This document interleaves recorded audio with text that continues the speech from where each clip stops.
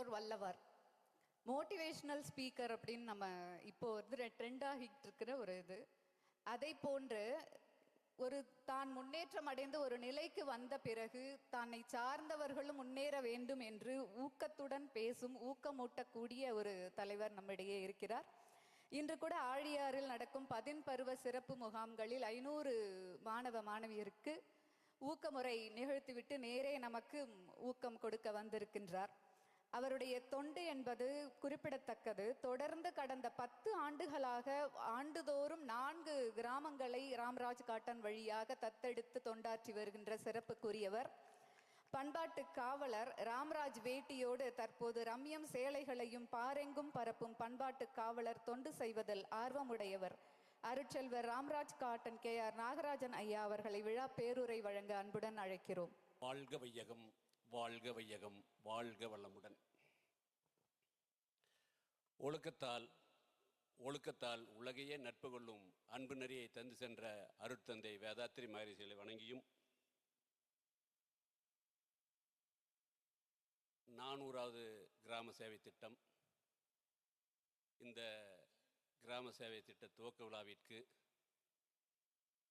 வந்து நமக்கெல்லாம் ஒரு சிறப்புரையை வழங்க காத்திருக்கும்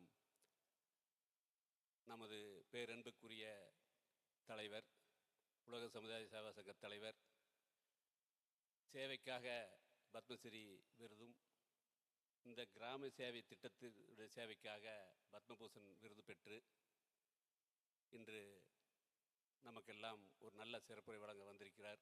அவரை வணங்கியும் ஐயா அவங்களுக்கு ஆகஸ்ட்டு சாம்ஜியுடைய பிறந்தநாள் வந்தது. அப்போ தான் இந்த யூத் டீம் அறிமுகப்படுத்தினாங்க. இந்த யூத் டீம் தான் வந்து இந்த அரசாங்கத்தை மாற்றுங்கிறத 4 மாதம் முன்னாடி எப்படி கண்டுபிடிச்சான்னு தெரியல. வயசானவங்கெல்லாம் இனி எதுவும் பண்ண முடியாது, யூத் வந்தால் தான் வந்து பெரிய மாற்றத்தை ஏற்படுத்த முடியும் அப்படின்னு முன்னாடியே பிளான் பண்ணி திட்டமிட்டு சாமிஜியுடைய பிறந்த நாள் அன்னைக்கு யூத் டீம் அறிமுகப்படுத்தி இன்றைக்கி வந்து பார்த்தா அத்தனை பேர் யூத் நிற்கிறாங்க. நமக்கு முதல்வர் பதவி வாங்கின மாதிரி ஆகிப்போச்சு. வீட்டு வரும்போது பார்க்குறது அந்த நடைமுறை வரும்போது விஜய் எப்படி சந்தோஷப்பட்டாரோ அந்த மாதிரி சந்தோஷமாக நாங்கள்லாம் வந்தோம் யூத்துக்கு நடுவில். அப்படி ஒரு அருமையான டீம் அமைச்சு நம்ம எல்லாம் சரியாக வழிநடத்தி கொண்டு ஐயா அவர்களை வணங்கியும் இன்றைக்கி முருகானந்தம் ஐயா சொன்னாப்புல 2 திட்டம் அறிமுகமானதில்லை. வேதாத்திரிய வனம். இன்னைக்கு வனம் அப்படின்னாலே வந்து நம்மளுக்கு எல்லாத்துக்கும் ஞாபகத்துக்கு வர்றது ஸ்கை சுந்தராஜ். என்னதான் நாம் வந்து மூச்சு பயிற்சி பண்ணாலும் தியானம் பண்ணாலுமே இந்த இயற்கை நல்லா இருந்தால் மட்டும்தான் நாம் இந்த உலகத்தில் வாழ முடியும். ஃபஸ்ட்டு அந்த பிளாட்ஃபார்த்தை ஏற்படுத்தணும் அப்படிங்கிறத ஒரு நோக்கமாக வச்சு இன்றைக்கி வனம் இண்டியா ஃபவுண்டேஷன் ஆரம்பித்து இன்றைக்கி லட்சக்கணக்கான மரங்களை நட்டு இன்றைக்கி பல்லட வறட்சி பகுதி மழை வர மாதிரி பண்ணி இன்றைக்கி அவர் கையால் இன்றைக்கி வேதாத்திரி வனத்தில் மரம் நட்டுருக்கிறாங்க. அவருக்கும் என்னுடைய வாழ்த்துக்களையும் வணக்கத்தையும் கூறிக்கொள்கிறேன். இடுவம்பாளையத்தில் வந்து பேசுகிறபோது ஆறுமையாவுக்கு அவருடைய டோனு எப்பவும் பேசுகிறோட 2 மடங்கு அதிகமாகிடுச்சு. அப்படியே மழை பேஞ்சு இடி இடிக்கிற மாதிரி குரல், சிம்ம குரலில் அப்படியே பேசினார். ஏன்னா இன்றைக்கி அவருக்கு 66வது பிறந்த நாள். அதை விட இன்னொருக்கா கைதட்டம். நீங்கள் நம்மெல்லாம் இப்படி உட்கார்ந்துருக்குமே தச்சோட்ட இடம், இந்த இடத்த வாங்கி கொடுத்தது சென்னை சில்க்ஸ் குடும்பம்.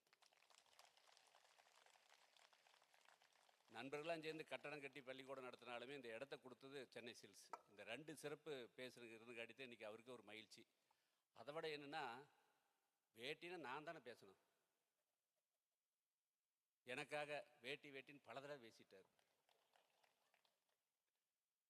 மகிழ்ச்சி. அவருக்கும் என்னுடைய வாழ்த்துக்களையும் வணக்கத்தையும் கூறிக்கொள்கிறேன். அது ஸ்டாலின் ஆட்டம், நாங்கள் விஜய் ஆட்டப்போ. மேடையில் அமர்ந்திருக்கக்கூடிய அத்தனை சான்றோர் பெருமக்களுக்கும், தமிழகத்திலிருந்து வந்திருக்கக்கூடிய உலக சமுதாய சேவா சங்க மண்டல தலைவர்களும் பொறுப்பாளர்களுக்கும்,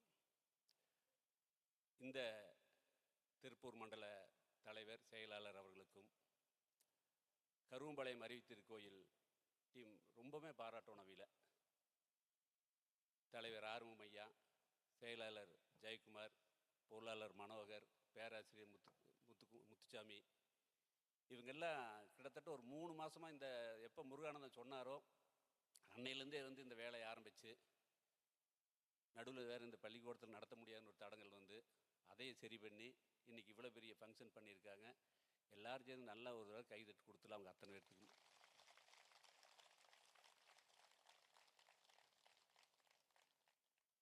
உலக சமுதாய சேவாசத்துக்கு மிகப்பெரிய நன்றி. ஏன்னா 100வது கிராமத்தை ராமராஜ் காட்டன் கொடுத்தாங்க.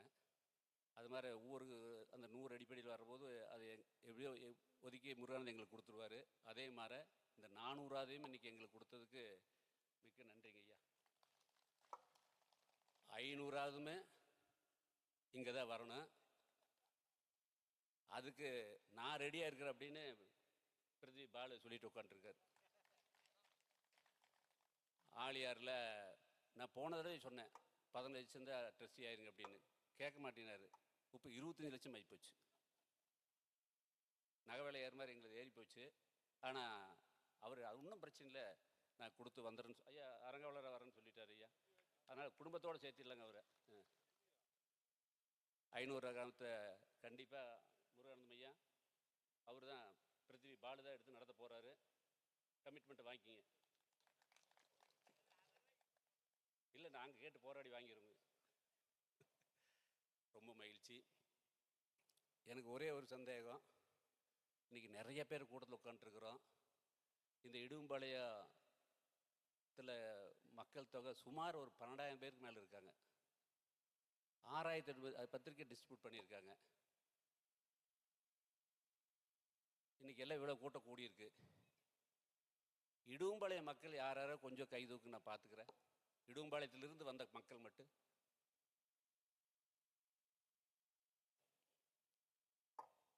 அதெல்லாம் ஒரு தடவை கை தட்டிக்கலாம் எங்கள் கரும்பாளையம் அழித்திரு கோயிலுக்காக.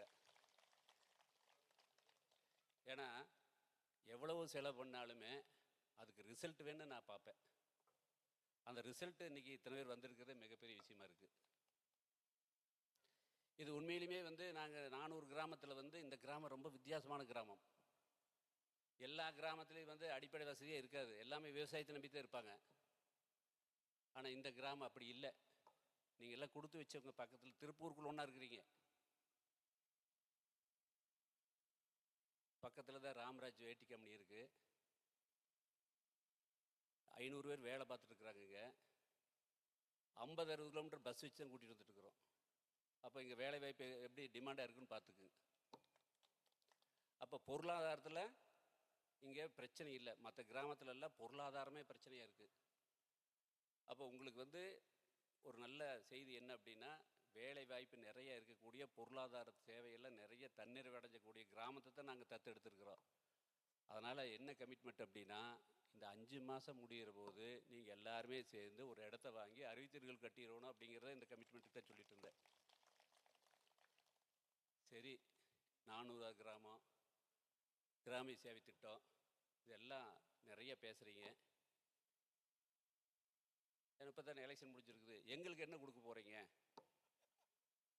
என்னவோ விளம்பரம் பண்ண, எப்படியோ வேணாம் பண்ணு, எத்தனை வேணால் வந்து ஊர்வலம் வாங்க, எது வேணாம் பண்ணுங்க, எங்களுக்கு என்ன 2000, 5000, 10,000 என்ன அதை சொல்லுங்க முதல்ல அப்படின்னு கேட்போம். அதான் நம்மளோட பழக்கம் எல்லாமே.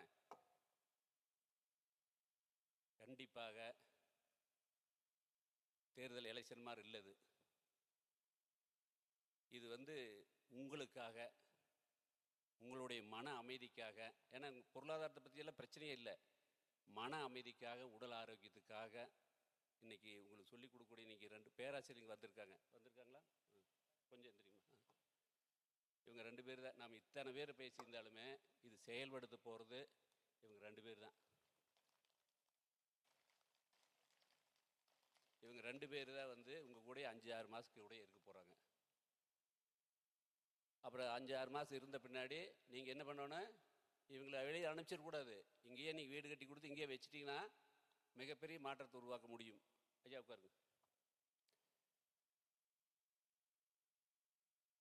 என்ன வாக்குறுதின்னு சொல்லிடுறேன், அது நிறைவேற்ற வாக்குறுதியை சொல்லிடுறேன். 1,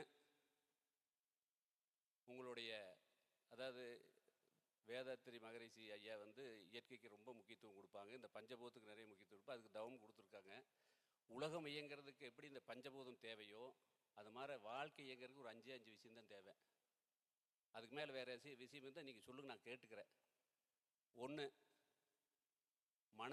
நம்ம மனசு வந்து அமைதியாக இருக்கணும், மகிழ்ச்சியாக இருக்கணும், மனநிறைவாக இருக்கணும், உடல் ஆரோக்கியமாக இருக்கணும்.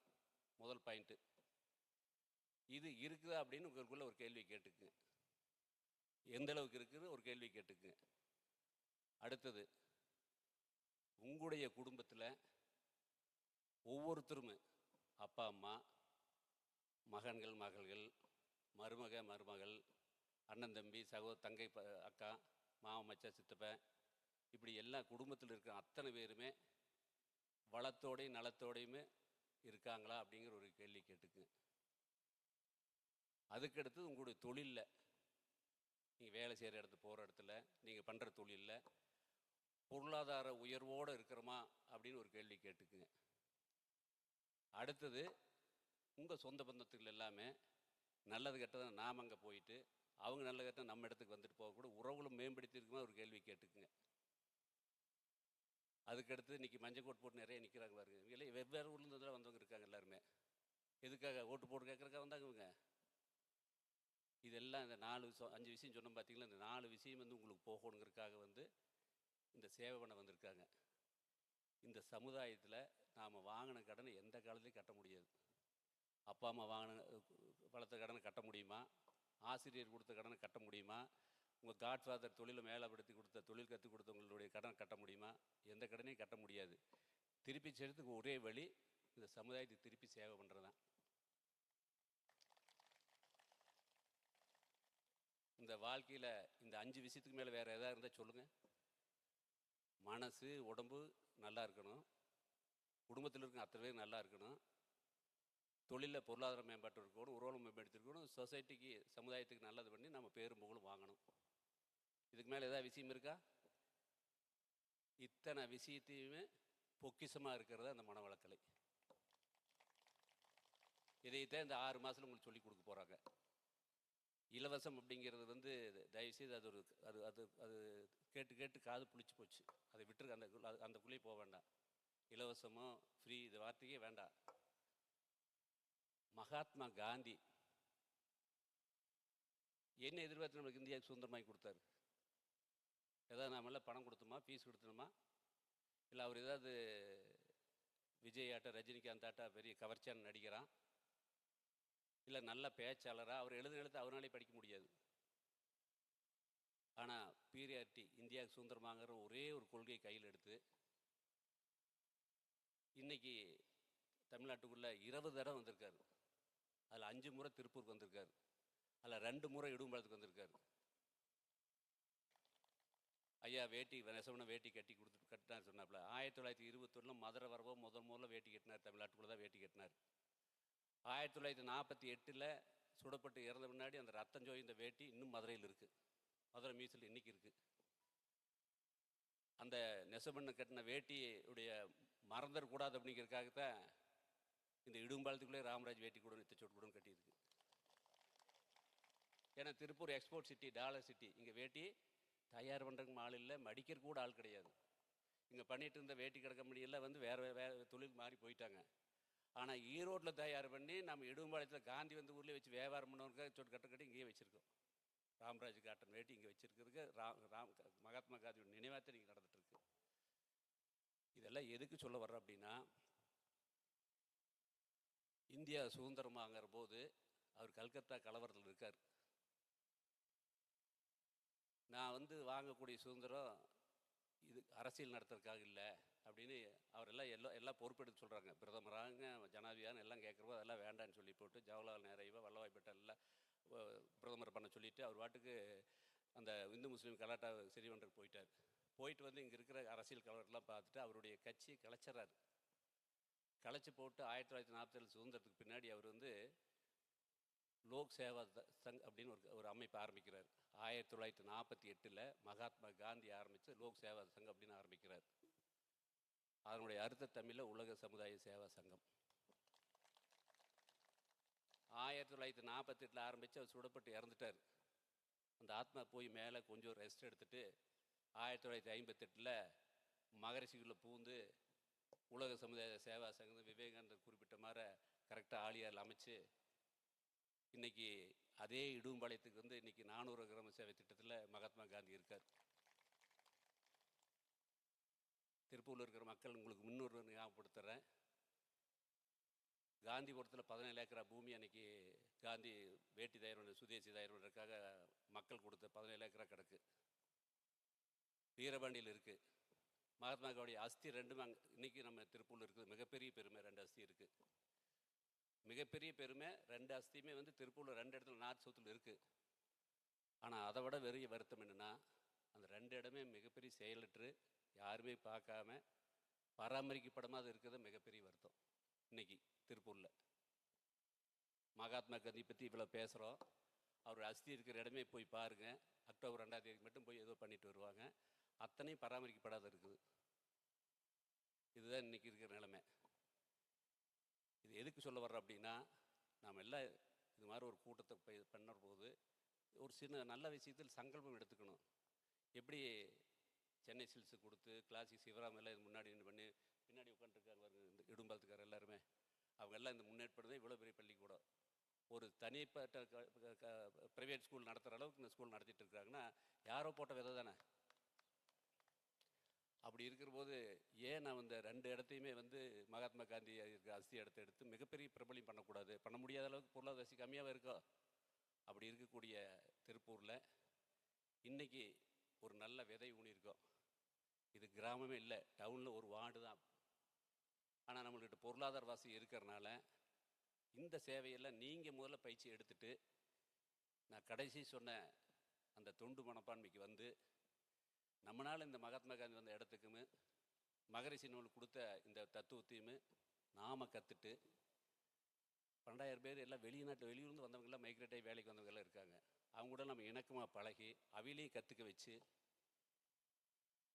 இந்த டாலர் சிட்டியை இன்னும் பொருளாதாரத்தில் உயர்ந்து இயற்கை பாதுகாக்கிற அளவுக்கு எல்லாம் மரம் வச்சுலாம் பார்த்து அத்தனை பொறுப்பும் கடமை இந்த ஊர் பொதுமக்களுக்கு இருக்குங்கிறதுக்காக இந்த இந்த இந்த விஷயத்தெல்லாம் உங்களுக்கு சொல்கிறேன். வந்த உரம்பர்காரெலாம் வந்துட்டு நீ ஃபங்க்ஷன் பண்ணிட்டு போயிடுவாங்க. இந்த ஊரில் இருக்க மக்கள் நீங்கள் தான் 6 மாதம் நாங்கள் பயிற்சி கொடுத்துருவோம். அதை எடுத்து அதை பொறுப்பாக ஐயா யூத் பண்ணியிருக்கிறது வந்து எதுக்கு போஸ்ட் மேலே ஏறி பால் ஊற்றுறதுக்கு இல்லை. சூர்யா ரசிகர் இருக்கிற ஒரு நெகட்டிவாக இருக்கிற பூரா பாசிட்டிவ் பண்ணி அகரம் பவுண்டேஷன் ஆரம்பித்து தான் 6,000 குழந்தை இன்றைக்கி பயங்கரமான பொறுப்பில் இருக்காங்க. அது மாதிரி இன்றைக்கி நாம் எல்லாம் ப்ரே பண்ணிக்குவோம். எப்படி மகாத்மா காந்தி ஆத்மா வந்து மகரிஷியில் போய் வேலை பார்த்ததோ அதே மாதிரி மகரிஷி ஆத்மா நம்முடைய முதல்வர்களுடைய இப்போ இன்றைக்கி பொறுப்பேற்ற முதல்வர் மனசுக்குள்ளே போகட்டும். பின்னாடி மழை பெஞ்சு வெள்ளமாக போயிட்டு இருக்கக்கூடிய மனித இளைஞர்களுடைய ஆற்றல் கடலில் போய் கலந்துட்டு இருக்கிற தேவையில்லாத கலந்துட்டு இருக்கக்கூடிய அந்த ஆற்றல் தேவையில்லாத வேஸ்ட்டாக போயிட்டு இருக்கிற ஆற்றலை மகரிஷியுடைய தத்துவத்தை கொடுத்து அந்த மழை பெஞ்சு வெள்ளம் வந்து அணையிலையும் டேம்லையும் குளத்துலையும் சேர்த்து வச்சு சரியாக உபயோகப்படுத்துகிற மாதிரி அந்த இளைஞர்களுடைய ஆற்றலை சரியாக பயன்படுத்தக்கூடிய ஒரு விஷயத்தை வந்து நம்முடைய முதல்வர் பண்ணுற மாதிரி நம்ம ப்ரே பண்ணிக்குவோம். யாரும் செய்ய முடியாத விஷயத்தை இன்றைக்கி பண்ணியிருக்காரு.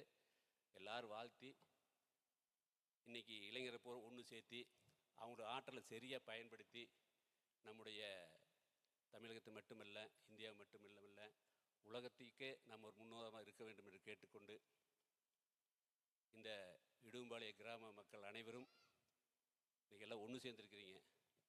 அது இந்த நல்ல அருமையான இடத்துல கல்வி கொடுக்கக்கூடிய நல்ல பள்ளிக்கூடத்தில் சேர்ந்துருக்கிறீங்க. நீங்கள் இந்த பள்ளிக்கூடத்தில் இன்றைக்கி கற்றுக்கு வந்த மாணவர்கள் நீங்கள் எல்லாருமே அப்படி நீங்கள் உள் மனசை வாங்கிட்டு பொருளாதாரத்தில் எந்த தடையும் இல்லாத உங்களுக்கு எல்லா வேலை வாய்ப்புகளும் எல்லா பொருளாதார உயர்வு இருக்கிறதுனால இதைய எல்லாரும் நாளைக்கு முதல்வரே வந்து பாராட்டணும், ஜனாதிபதியே வந்து பாராட்டணும், பிரதமரே வந்து பாராட்டக்கூடிய கிராமம் மாற்ற வேண்டிய மிகப்பெரிய பொறுப்பும் கடமை உங்களுக்கு இருக்குது. அதுக்கு நாங்கள் ஒரு ரோடு தான் போட்டு கொடுக்க முடியும்.